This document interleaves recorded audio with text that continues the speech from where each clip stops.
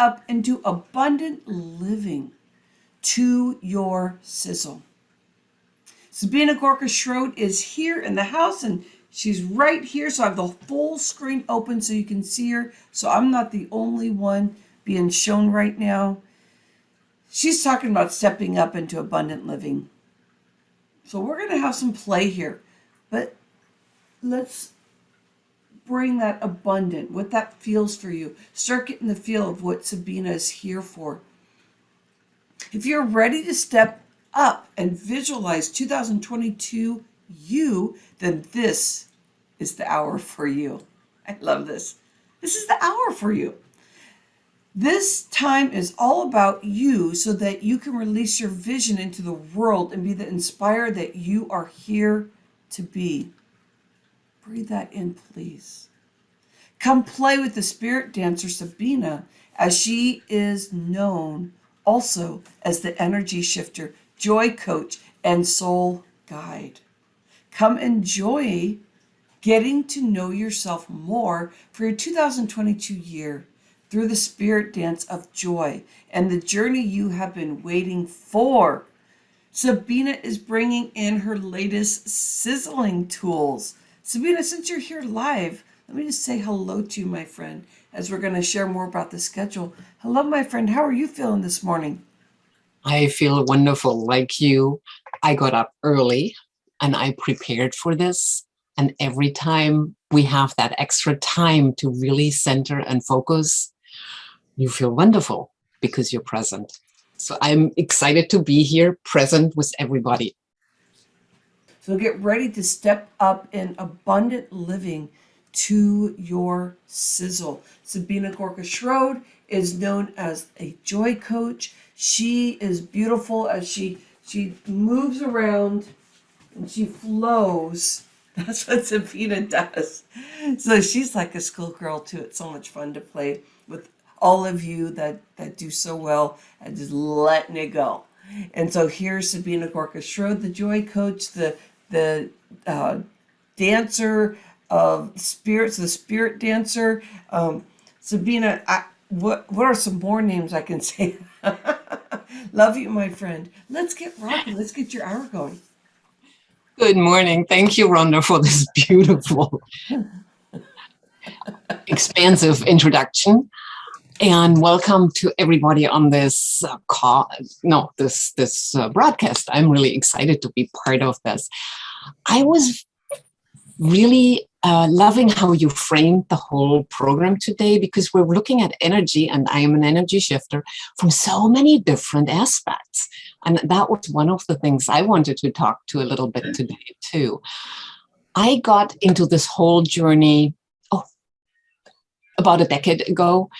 I was diagnosed with cancer very early on when I was 45. It was a very bad diagnosis. And that shifted me in a lot of ways to learn how to live, how I wanted to live, who I wanted to be. And out of that experience, and it'll flow in and out today, really came an interest in natural healing, in living to the best and highest possibility, not about living the longest, because that is not in my hands, but the highest, the best I can.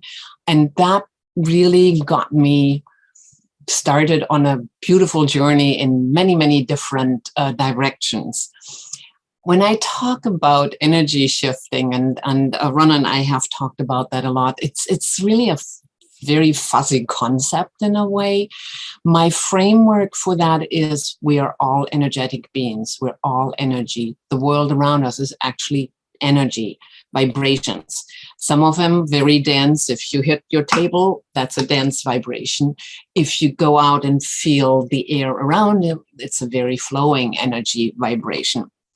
But there are different levels there to shift that and to do that in purpose. The first one, and we talked a little bit about that here already, is physical energy, my body, my diet, my exercise. How do I want to feel? Do you ever listen to your body when you eat something? Do you ever go, how does that make me feel? How does my body feel? When we do, a lot of times, this is the new year, we're all looking at weight and getting better and more exercise. But how does my body feel about it? I know with weight loss, and I've been meandering through that journey, I can tell when my body is ready to let go versus saying, bro, we're not happy here. Do what you want, but I am not feeling this. And so you learn to listen to yourself and to listen how you feel energetically. The most interesting thing for me is with energy, we're living in a very scrambled energy universe right now, environmentally. Here we are sitting right now, there's a cell phone here, there's the computer here, there is, radio waves going through. There is so much happening around us, and our energy gets exposed to that all the time. And how do we work with that?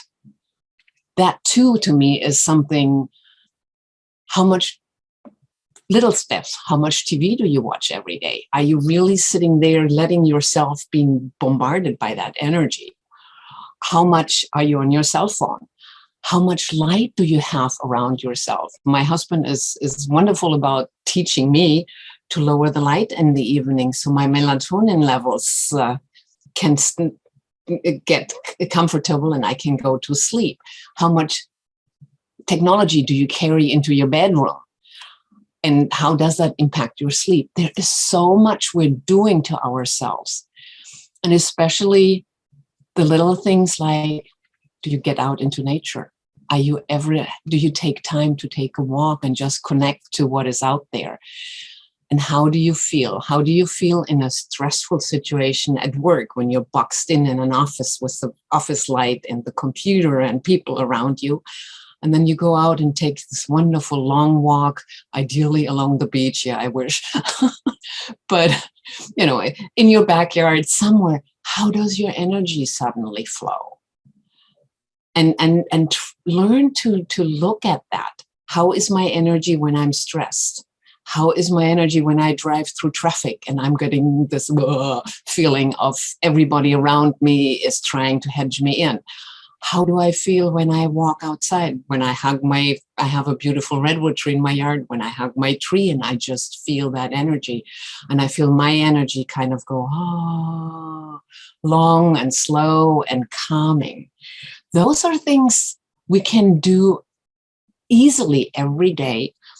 The spiritual energy is the bigger picture. How do I connect?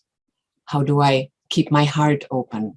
How do I keep my spirit flowing? How do I connect to my higher self?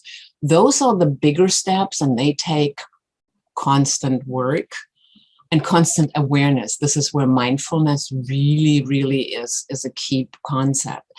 But I wanted to just talk a little bit about those different layers of what is energy, what can I shift? One tool too, actually, that I use all the time, one is breath work. Breathing is so important. Most of the time when we don't pay attention, we breathe very shallow up to here, never goes into our belly. When we are stressed, I used to do that at work all the time when I was coming out of meetings that I didn't like, or that exposed me to a lot of tension. I would step outside, take deep breaths in, take deep breaths out, go, do that 4 or 5 times.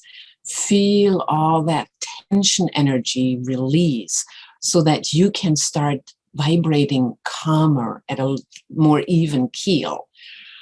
And the other, so breath work is one. And the other thing I do is check your energy. Really take a moment, sit down, and then just scan your whole body. Start with at your feet. Am I grounded? Do I feel connected? How do my legs feel? How does my body feel? You know where you put your stress. I know mine always goes straight in my stomach. So that is the place. When I put my hands on my stomach, I can totally feel where I'm stressing, and then I can work with that, release it through breathing, through just visualization. Check your stomach, your heart area. Is your heart open? Are you feeling constricted? Because when we constrict, our energy goes instead of when we expand and it calms down. And people, well, as I said, we're energy beings. If you come into contact with somebody who is vibrating high and is nervous and that, how do you react? This is how people react to you when your energy is not there. So scanning your energy, how does your heart feel? How does your throat feel? Are you closed? Do you feel open? Can you share who you are? Or do you just have to kind of hold on to everything inside? How does your head feel? Your third eye, your crown chakra, everything is important, and you can check that through. Make it a habit. That's what I do on purpose a couple of times a day. Just check through, where am I? How do I feel? Am I calm? Am I not calm? Why am I not calm? What's happening? Those are really housekeeping tricks more than anything else, but internal, your housekeeping tricks. And drink enough water. Absolutely. Our body is 60% water. So water is so important because that water frequency carries all that energy. That was one thing I wanted to talk about. We're also going to go into a little bit more about abundance. And for one thing I wanted to say is, when I talk, our language is so rigid. We tend to think linear. So when I talk about things, it's you think better, higher. Those are judgment words. Our language doesn't allow us to really play easily with it. There is never a judgment. Wherever we are in our journey is the right place to be, no matter what. So that when I say something and you go, but I'm not there, I don't feel that, I don't want to be there, that's not judgment. On my end, it is just this, just go back to, this is where you are and it is good. Never judge yourself. And within the language, never judge. And the other frameworks is words have power. Words have vibrations. When you introduced your new name, Rhonda, your new speaker name, I had so much fun with that because it has such it has the sizzle power that you bodily portray all the time because you are such an expansive person, and the words in there have that. So that was fun to just hear. But it also makes us clear how, watch how you speak. Watch how you speak to yourself. Watch how do you speak to others. Do you frame your words so they uplift or do they tear somebody down? It's so easy to be sarcastic and use irony and just kind of little barbs. I used to be, that was one of my long work journeys. I used to be had a very negative mindset. And I had a friend who pointed that out to me once, and it stopped me in my tracks badly because, oh my God, I was becoming my father. I would be as negative as he was towards himself and to others, and I didn't want that. So I set out on purpose to change my mindset. That was a long journey. And no matter what you do, your subconscious is interesting because most of that is buried in our subconscious. What comes up is really scary sometimes. And you just have to embrace it and say, I know it's there. This is not who I am anymore. I don't need to think like my father. I don't need to think this way. I can reframe my words. Those are really basic tools. They take a lot of work and a lot of just being conscious what you do, how you think, how you talk. And the other thing about words that I find more and more is that words don't always, that we have words imbued with one way. One of the words I've been struggling with for the longest time is the word power. Because for me, power for the longest time was a very dark, masculine energy, and that energy is out there. Our world's currently really in the throes of this. But that is just one aspect of how you can see power. There's very different ways, and it can be much softer, and it can be much more expansive.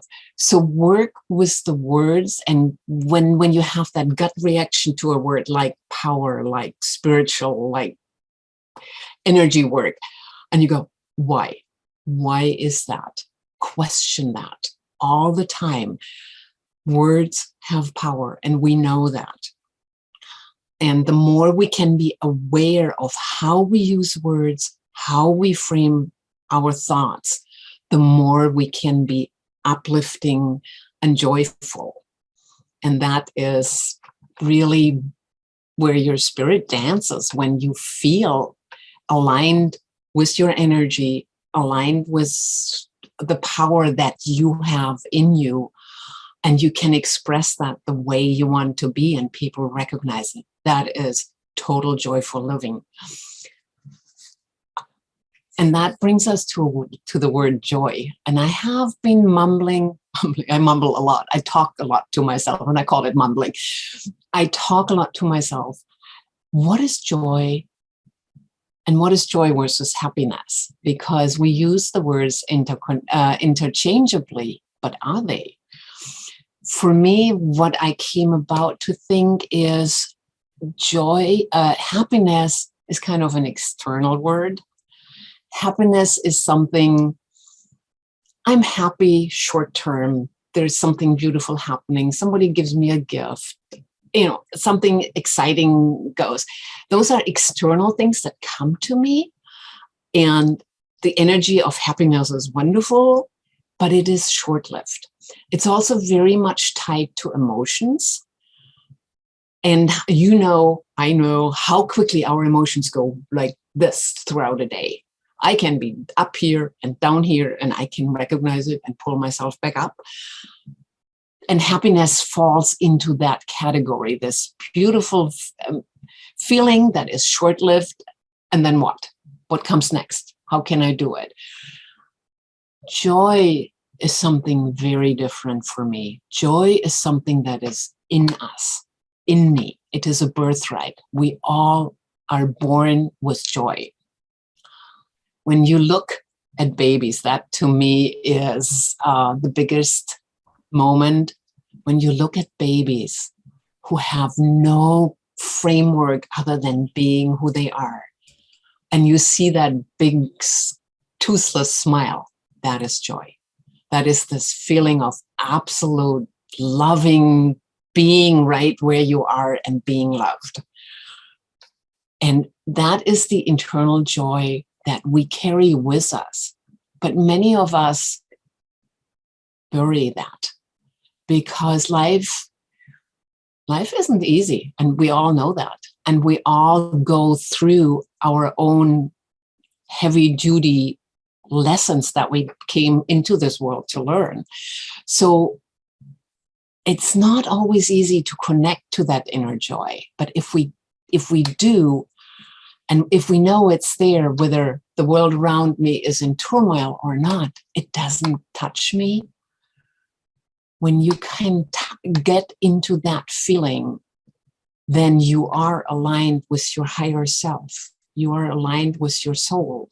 And then what is out there, you don't have to take that in anymore because you are joy. You don't need that other negative energy. This is, for me, also a concept, and we've heard this multiple times. We're souls. We choose a life. We're here to have a lesson or many lessons. And we all wish we knew the answers. We don't. but there is some speculation, but what it means. But recognize you're here for a higher purpose. We're here to bring something, to grow ourselves as human beings, because that helps our soul grow. Because souls grow too. We come in as very not we. They're different levels. They're souls that are very young, very immature, and have a lot to learn. And they're the ones that just run through the world, and you just look at them and go, are you ever going to grow up? You all have people like that in your life. They're fun. They're destructive. They have to learn a lot. You have a lot of more advanced souls who are really bringing in beautiful, beautiful new energies. And I know in this community, that's where we are. And this, again, this is not a judgment. This is not better, worse. Souls are at different levels of development.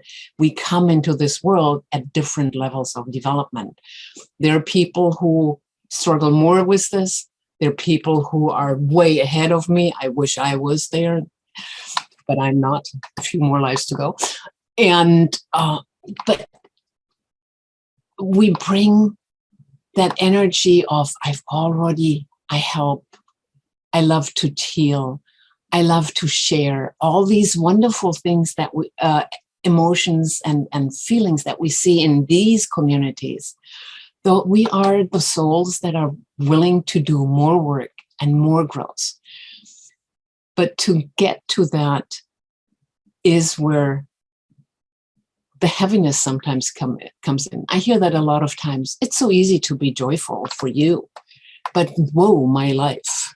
If you only knew, well, if you only knew my life, you wouldn't want that either necessarily. But I don't let this influence who I am. I am going to live to my best and highest, and I will spread that. That is my vision for my life, for my world. I don't let cancer decide me. I don't let a diagnosis that says you're not making it to age 50 decide me. I made it to age 50. I made it to age 60. Hallelujah. I don't let losing all my family early decide me. I don't let struggles that in my immediate family decide who I am and how I feel. Joy is in us. I can connect to that. For me, it's easier if I go out into nature, hence my redwood tree and standing there and feeling that energy. Rhonda has heard that multiple times. I just need that feeling of this amazing tree that goes deep down into the earth and reaches high up into the universe, and I can be there. Standing in my yard at night and seeing the skies and seeing all the stars out there and being this small, knowing I'm just this tiny little speck in this infinite universe. And yet, without me, the universe doesn't exist, because I create that reality in that moment. Do you ever think about that? I know there's lots of other people on this call. I don't see you. Are you there? Do you exist? What is your reality like? I don't know, because I don't get to share that right now, but I get to share what I feel with you, and you can feel my energy. So being aware that our reality is always exactly that which we see and experience around us. And that is what we create. That is the container where we live, where our physical, mental, emotional, spiritual energies sit and work. And how do we connect to these other containers that are all around us so that we can share that reality? But also recognize we each see that same reality totally differently, potentially. And it's funny for me, when I work with clients and I constantly have to say, stop, to me, to myself, stop. You're putting your reality on the client. That's not right. Their vision, what they feel is what I need to sense. That's the energy. And that is also this learning how to work with other people and see their reality, feel their energy, feel who they are, so I can then help shift that. That is a learning curve for all of us. And I know there's a lot of coaches on this call probably. So, it's that reality of I'm in my reality, but my reality is just one tiny speck in this huge universe. And how can I connect to these other realities? And going from that and going into that concept of abundance. What is abundant living? Because this flows out of all these musings, and I feel I'm just musing here right now. But what is abundance? When those very young souls come along, they go, abundance, lots of money. That's abundance for me, because then I can be whatever. That's not abundance. Money is energy. We exchange energy all the time. It is a beautiful vehicle. But abundance goes way beyond the concept of just money energy. The two fundamental pieces in abundance for me that really come together. One is gratefulness, and one is intentional mindfulness. And I'm using the word intentionally. But gratefulness is very much tied to our emotions. We are constantly remembering good moments in life, or we can constantly remember good things in life. I have a funny little memory of being, my parents were displaced people in Germany. I grew up relatively, not in poverty, but in straitened circumstances. One thing my mother did was when our birthdays came around, we would go and she would buy something food-wise that was special. And one year, I think I was 13, we went and we bought smoked salmon. And it was just 3 ounces, and the whole family, the 4 of us, just really savored this special experience of something special. To this day, when I buy smoked salmon, it is, wow. I still savor it every time, grateful for that experience.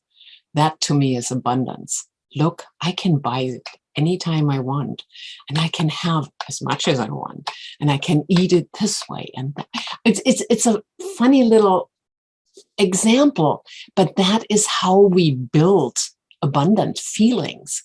Being grateful for all these little things in our life, all these. Do you ever go through your house and just thank your house for being a beautiful harbor of who you are and how you want to live? Are you ever grateful for all the little things you have? I mean, we live in such an abundant society, and yet we take it for granted. More, more, more. I want more. I want more. Do I value what I already have? Do I cherish it? Do I enjoy it? And I'm just looking around for something, because I have, here we go. I love crystals because I love their energy. So this one is always right next to my computer, and I cherish it and I talk to it. That to me creates abundance. It is a feeling that we build inside ourselves, recognizing what is important to you, to me, to feel, to think, to see, to touch. And that is different for anybody, but build that library of, I am grateful for what I have. I walk through the house and just say thank you. to all the things. Thank you for so many different things I have, because I recognize them. I don't take things for granted. I think that too, when you have, especially when you have like these near-death experiences or so, and you come out of that and you go, oh, I'm alive. I'm grateful every day to be alive. I'm grateful every day to be pain-free.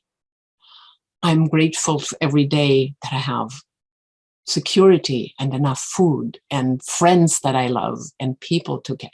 That is one thing. And that hand in hand goes that intentional mindfulness of being aware in the moment. This is what I have. This is what I am given, because none of it is mine. It is all given to me. And abundance is that feeling of, oh my God, I have that much. So much is coming in, and so much more is coming in. Where people struggle with that concept of abundance a lot of times is we want, but we don't allow ourselves to receive. Again, there's a whole lot of little things that anybody comes up to you and says, you look really beautiful. I love that dress. Do you say, thank you? Or do you say, oh, it's the old rag I bought, God knows when, on sale, doodly-doo. Make it smaller, because you're not able to receive the love of that compliment of, oh my God, look at this.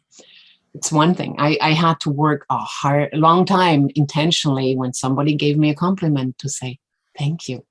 And that is it. And receive it and just let it sink into my heart and not say, oh yeah, but. Sabine, I'd love to breathe some more air into that one. You may be holding space for a little bit longer, but I tell you, what you're sharing here to the community is such a gift this morning. The examples that you're giving about when somebody gives you this gift of joy, like something that's like deep, like, wow, you look beautiful. And sometimes we'll say, well, when we get older, nobody really gives us, like that, like you look beautiful. And sometimes they may be doing it, but you don't realize it because you are putting a blocker to it. So there may be somebody like just the look or holding the space for you that look beautiful, or they're saying it, but receiving it is very difficult. So I love how you gave the example of how that looks. Yes, thank you. Yes, the allowing and the receiving are the key points to manifestation. It's not the wanting, it's the how we receive.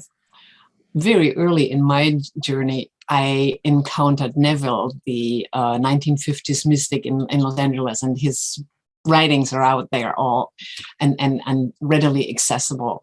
And he was the master manifester in his ability to allow and receive. However, he never really spells it out in his books. And I remember reading this and just going, just teach me how to do this. I know what you're saying, but I don't know how to do it. Oh, it was so frustrating. It sent me on a spiral of, I think I've read every manifestation book that is out there just because I wanted to know, how do you do it? Until I realized I have to allow it. I have to let it in. It's not about throwing it out. It comes at us all the time. It's the letting it in, recognizing it. One of the things I did early on also with this idea of manifesting abundance is start writing down all the things that happen every day that are manifestations. The parking spot that suddenly opened up, the traffic jam that resolved itself because you were in a hurry and you were able to flow through it to get to work on time.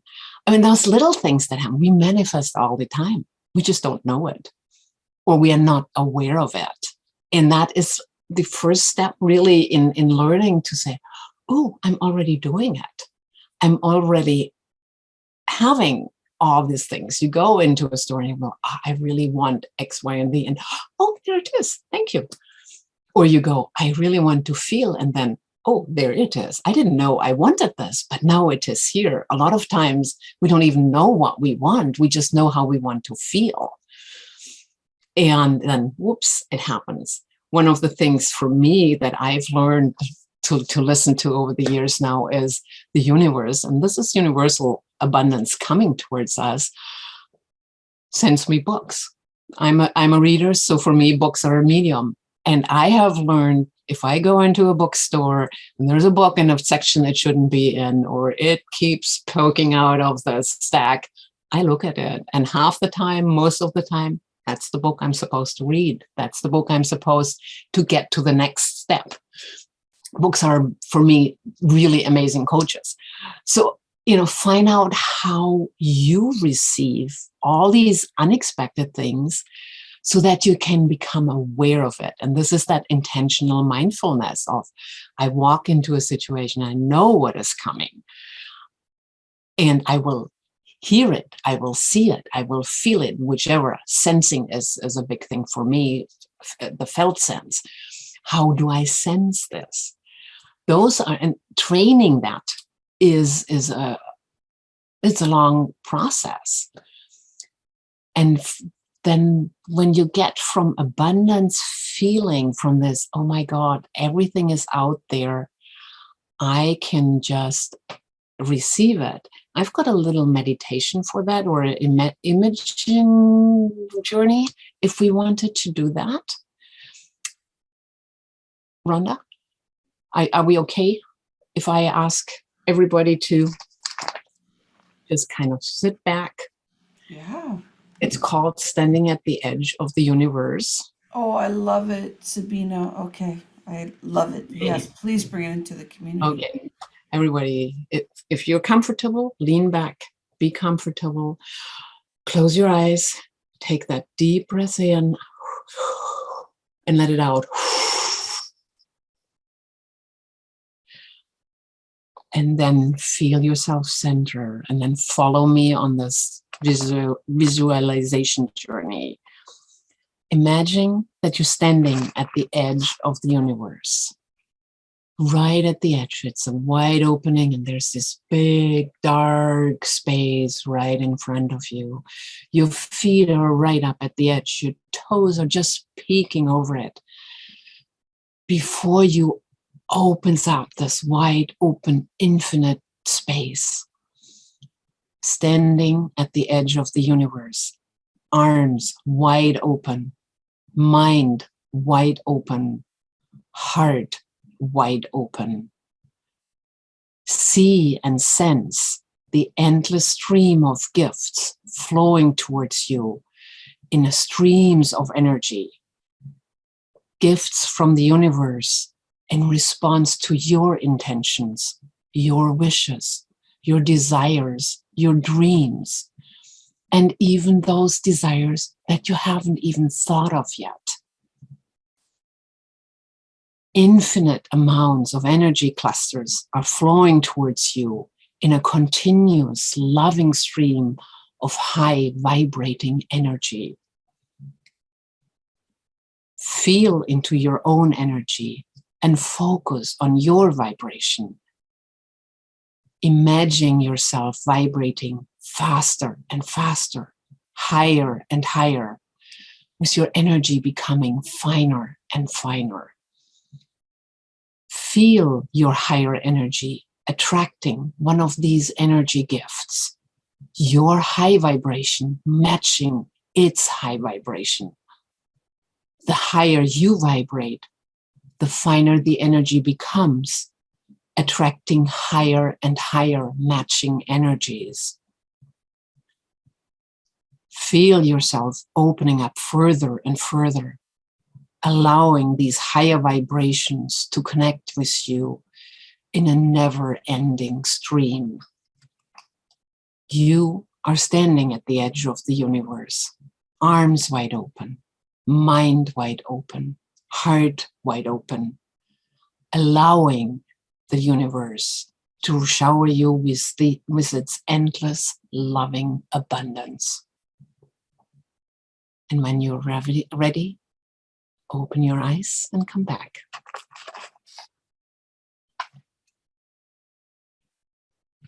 I love this journey. I do this often because it really helps me to open, to allow, to realize that, to raise my vibration, to feel that, and to work with that so that I can attract higher and higher matching gifts from the universe. And that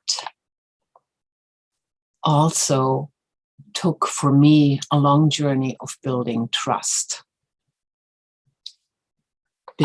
Because again, it is this trust, there is energy. It is trust, there is this infinite universe. It is trust that I am a part of this, that what is out there is me. We are all oneness.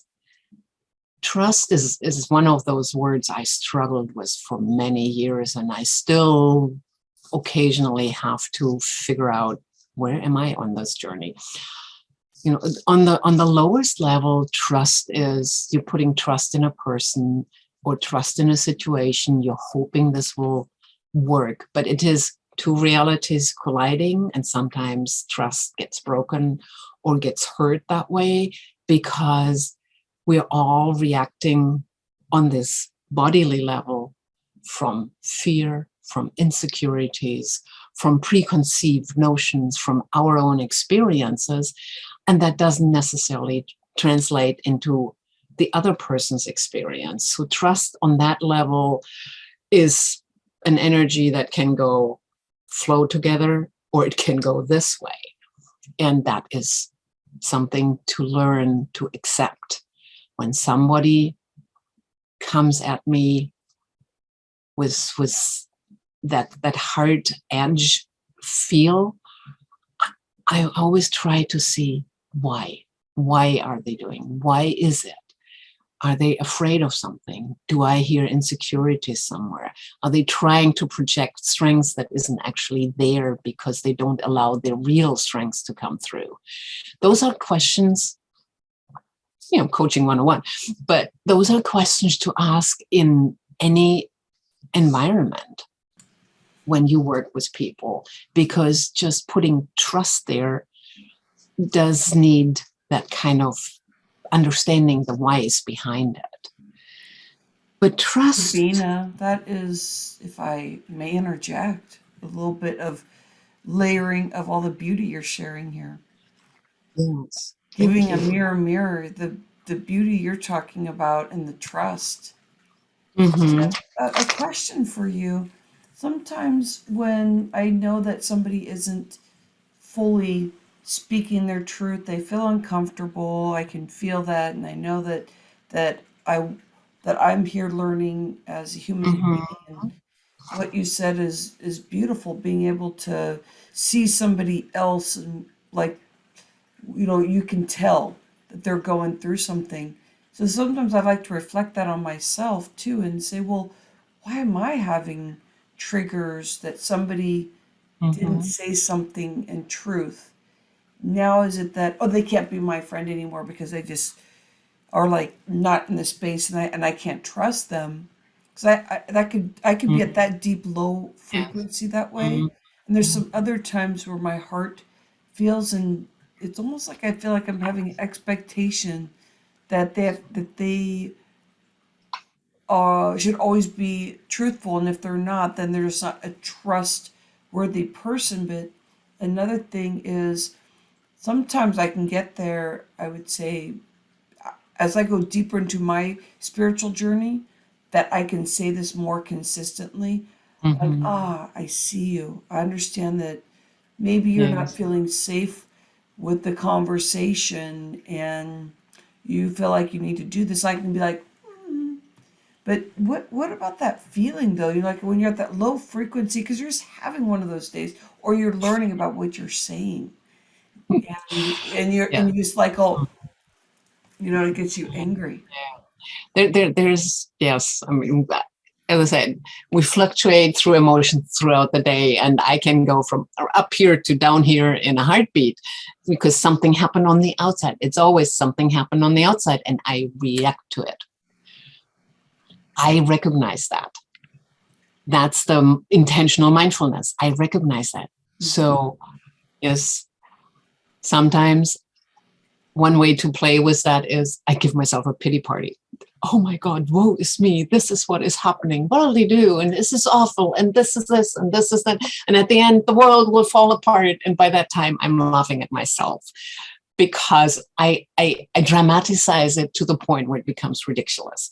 And I do that on purpose. And then I can step back and say, okay, done with the pity party. What do we do now?